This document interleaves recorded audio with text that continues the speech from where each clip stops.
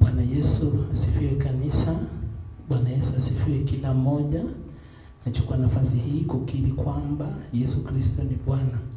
Yeye ni kiongozi wa maisha yangu. Natumai ya kwamba yeye ni kiongozi wa maisha yako vile vile mahali popote ulipo.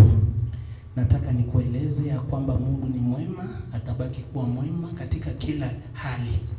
Natumai ya kwamba imekuwa muda sasa hatujawahi kujumuika pamoja hapa kanisani. Lakini ni ombi langu na matumaini yangu ya kwamba ibada inaendelea kule nyumbani, mkiwa kama jamii na msifu Mwenyezi Mungu, mkiendelea kukua katika neno la Mungu. Nataka niwahakikishia kwamba Mungu ni mwema na atabaki kuwa mwema. Napokuwa hapo nyumbani, nataka nikuhakikishia kwamba Mungu ni mwema. Mungu atabaki kuwa Mungu, na mzidi kutumai katika neno la Mungu, mzidi kukua katika kila hali. Nataka nikukaribishe siku ya leo kwa ibada, kwa somo la neno la Mungu, kwa mahubiri yetu ya siku ya leo, ambapo tutaenda kusoma kwenye Injili ya Yohana Mtakatifu, mlango wa 19 mstari wa 1 hadi 30. Hatutasoma fungu hiyo nzima, lakini tutasoma hadi kiwango fulani ambapo utakapokuwa wewe mwenyewe mahali utakapokuwa upate kuniendeleza neno hilo la Mungu. Kwenye Injili ya Yohana Mtakatifu 19 mstari wa 1, neno la Mungu linasema, basi ndipo Pilato alipomtwaa Yesu akapiga mijeledi. Nao askari wakasokota taji ya miiba wakamtia kichwani, wakamvika vazi la zambarau, wakawa wakimwendea wakisema, salamu mfalme wa Wayahudi, wakampiga makofi. Kisha Pilato akatokea tena nje akamwambia, mtu huyo namleta nje kwenu mpate kufahamu ya kuwa mimi sioni hatia yoyote kwake. Ndipo Yesu alipotoka nje, naye amevaa ile taji ya miiba na ile vazi la zambarau. Pilato akawaambia, tazama mtu huyo. Basi wale wakuu wa makuhani na watumishi wao walipomwona walipiga kelele wakisema, msulubishe, msulubishe. Pilato akawaambia, mtwaeni ninyi basi mkamsulubishe, kwa maana mimi sioni hatia kwake. Aya ya 7. Wayahudi wakamjibu, sisi tunao sheria, na kwa sheria hiyo amestahili kufa kwa sababu alijifanya kuwa mwana wa Mungu. Basi Pilato aliposikia neno hilo akazidi kuogopa. Akaingia tena ndani ya ile praetorio, akamwambia Yesu, wewe umetoka wapi? Lakini Yesu hakumpa jibu lolote. Basi Pilato akamwambia, usemi nami hujui ya kuwa mimi nina mamlaka ya kukufunga, nami nina mamlaka ya kukusulubisha? Yesu akamjibu, wewe hungekuwa na mamlaka yoyote juu yangu kama usingepewa kutoka juu. Kwa hiyo yeye aliyenitia mikononi mwako yuna dhambi iliyo kubwa zaidi. Na tangu hapo Pilato akatafuta kumfungua, lakini Wayahudi wakapiga kelele wakisema, ukimfungua huyu wewe si rafiki yake Kaisari. Kila mtu ajifanyaye kwa mfalme humfitini Kaisari. Basi Pilato mfalme humfitini Kaisari. Basi Pilato aliposikia maneno hayo akamleta Yesu nje, akaketi juu ya kiti cha hukumu, mahali paitwapo sakafu ya mawe, au kwa Kiebrania Gabatha. Nayo ilikuwa maandalio ya Pasaka yapata saa 6. Akawaambia Wayahudi, tazama mfalme wenu. Basi wale wakampiga kelele, muondoshe, muondoshe, msulubishe. Pilato akamwambia, je, nimsulubishe mfalme wenu? Wakuu wa makuhani wakamjibu, sisi hatuna mfalme ila Kaisaria. Tumekoma kwenye fungu la 15. Bwana Yesu asifiwe tena kanisa. Neno letu siku ya leo ni kuhusu kusulubishwa kwa Yesu Kristo. The crucifixion of Jesus Christ. The crucifixion of Jesus Christ is recorded in the New Testament in the books known as the Gospel. And when we talk of the Gospels, we are talking about the books of Matthew, Mark, Luke, and John. The story about the crucifixion of Jesus Christ is the central summary of our salvation.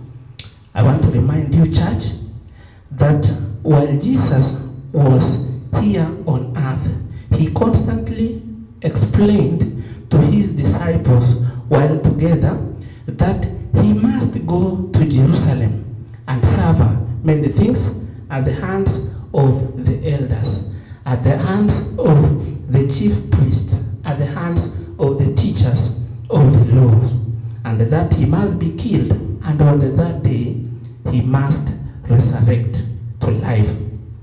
Jesus knew it well that his life would be required as a sacrifice for the sins of man.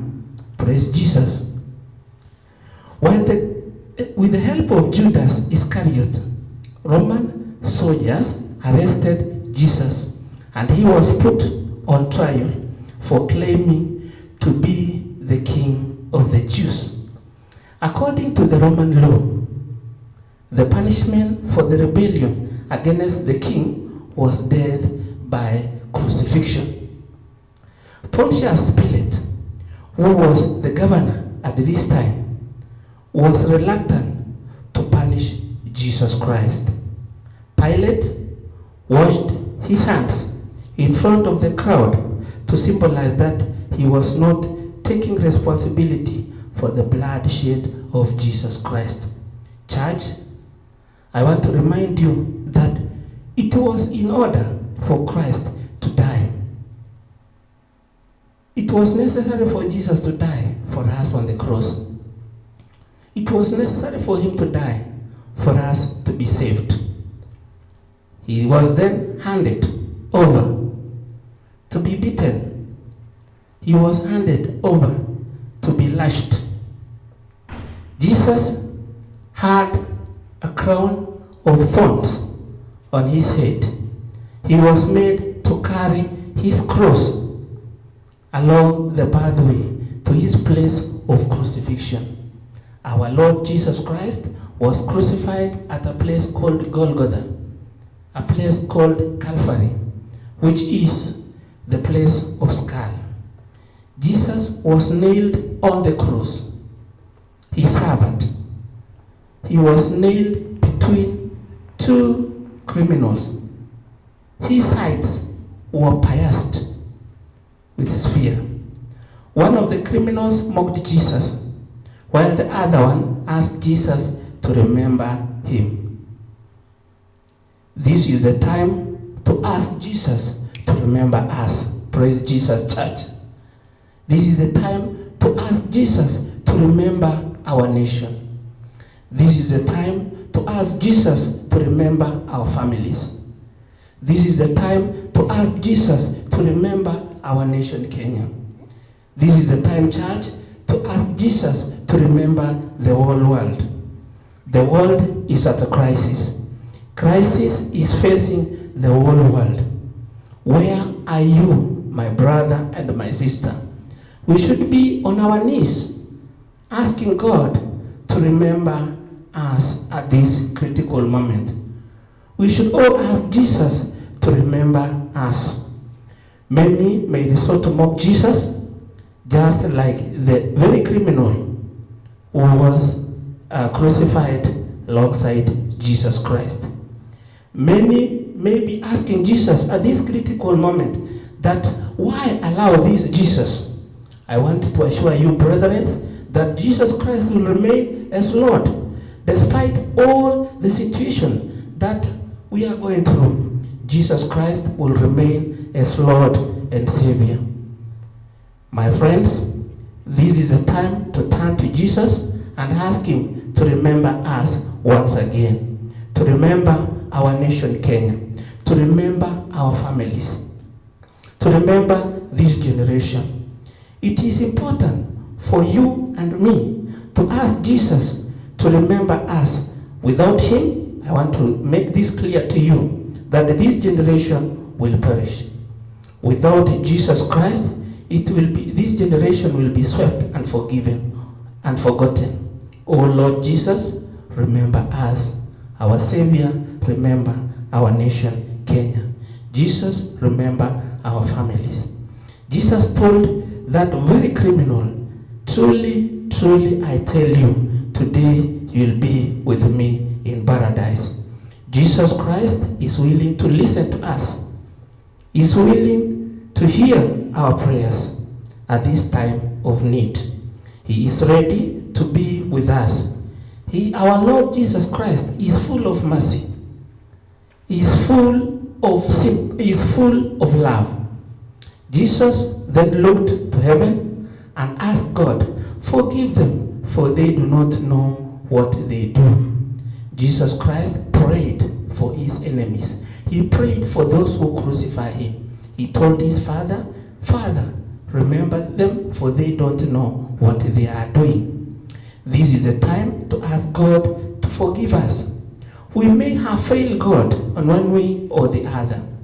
Let us all repent and ask God to forgive us. Praise Jesus. Surely he will forgive us. Just the way he forgave one of the criminals, he is ready to forgive us. If only we bow down, we repent, and we ask for his forgiveness. When taking his last breath, Jesus spoke, Father, into your hands I commit my spirit. It is finished. It was finished. Jesus Christ finished everything on the cross. Extraordinary events marked the death of Jesus Christ. These are some of the extraordinary events that took place during the death of Jesus Christ. 1, the sky was completely darkened for 3 hours. Number 2, the earth shook. Ulimwengu ulitingizwa. The third thing is that the temple curtain split from the top to the bottom. Number 4, the tops of saints opened, and that bodies raised from the dead. The bodies of the saints were raised from the dead. The sinless life of Jesus was lived and given so that man could receive salvation and eternal life in heaven. My brother and my sister, the death of Jesus Christ brought us hope. We are now living because Jesus Christ died for us. He died so that we may live. We need to bless the name of God when we remember this, that Christ died that we may live. It was necessary for him to die.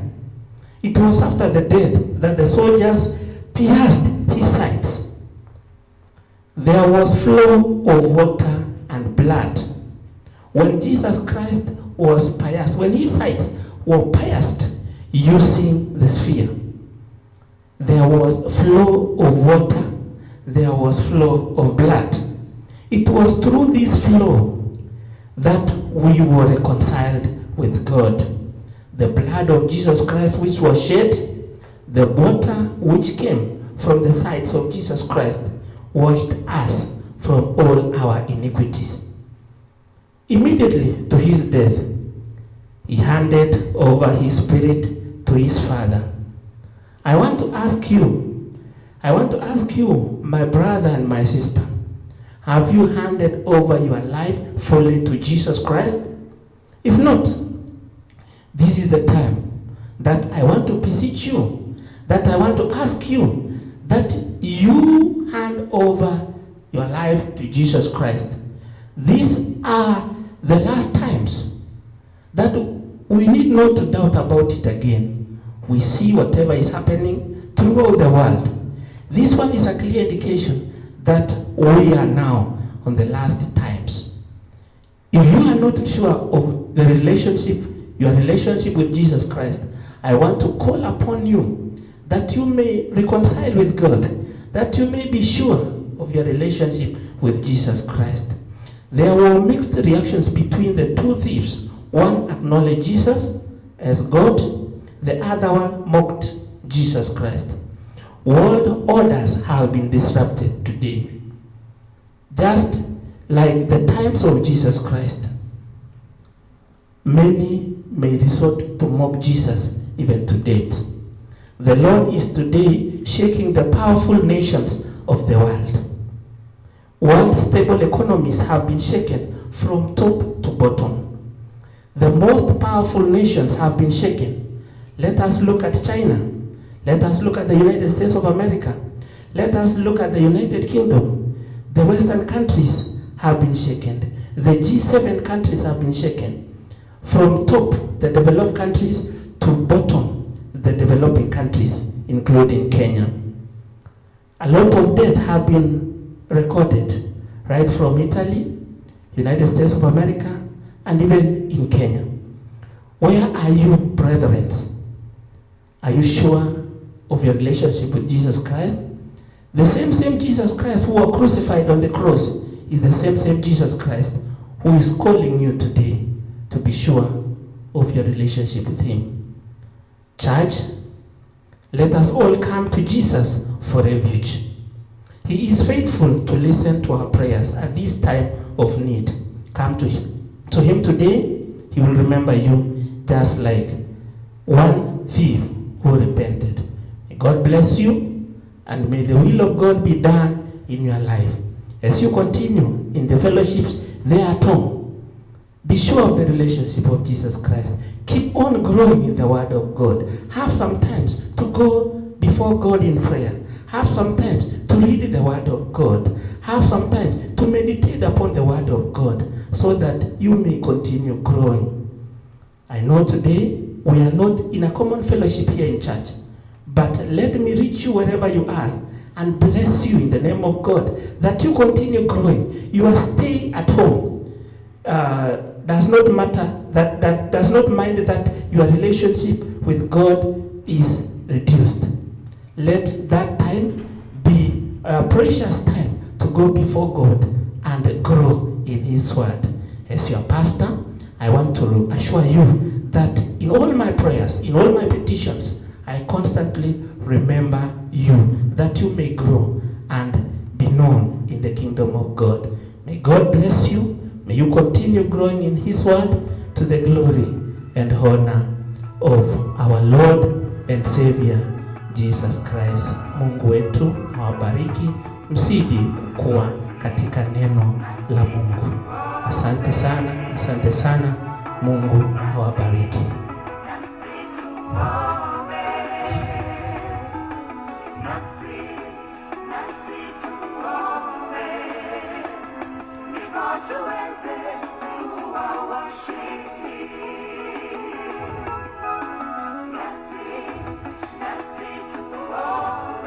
Nataka tuombe, nasi tuombe kama vile wimbo ulivyotuambia kwamba nasi tuombe, na wasihi tupate kuomba. Baba, katika jina la Yesu Kristo, naliinua jina lako Mungu na kubariki kwa sababu wewe ni Mungu Baba wetu. Asante kwa sababu ya neno lako ambalo tumeweza kulisoma sasa hivi. Asante kwa sababu ya wapendwa hao wanapojumuika nyumbani, wanapokuwa na ushirika pale nyumbani, upate kuwakumbuka tena Mungu, upate kuwasamehe, na zaidi ya hayo upate kuwainua kwa neno lako. Nataka niwabariki wote kwa jina lako, ya kwamba watazidi kuzingirwa na damu yako, watabaki wakiwa wazima, hawatagonjeka na magonjwa ambayo yanaendelea sasa hapa duniani. I want to cover them, God, that you may protect them. Bless them, God. Give them a nice stay at home. Let them grow in your word. I bless your name, God, and I honor you. I want to remember them specifically, that they may grow in your word. I bless you and I honor you, Jehovah, for I pray in Jesus' name. Amen. Amen. Amen. Amen. Mungu wetu awabariki tena sana katika kila hali. Asante sana.